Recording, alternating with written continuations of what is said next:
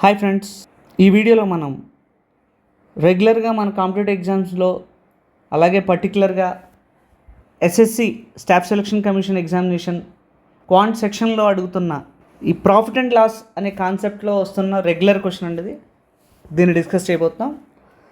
Question దగ్గరికి వస్తే, the cost price of 36 articles is same as the selling price of n articles.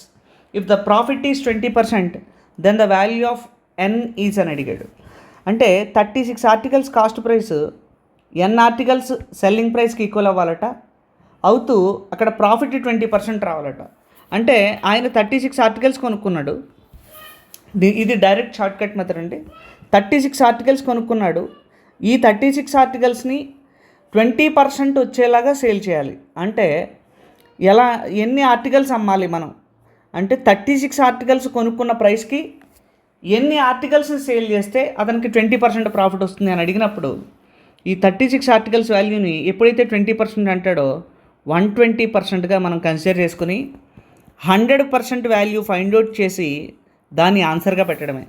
So 6, 5 అనుకుంటే 6 parts 36 అయితే అంటే into 6 అయింది.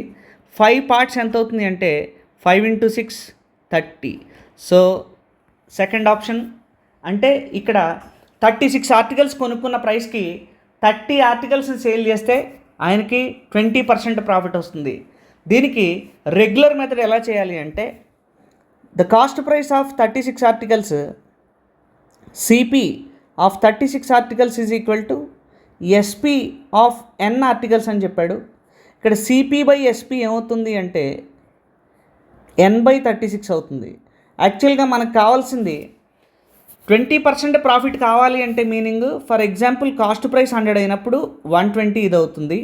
సో 25 టైమ్స్ 20 6 టైమ్స్ 6 రిప్రజెంట్స్ 36 అయితే 5 represents 30 అవుతుంది. So the value of n must be 30 అండి. ఇది second method. This is one method and this is the short cut here. Thank you so much.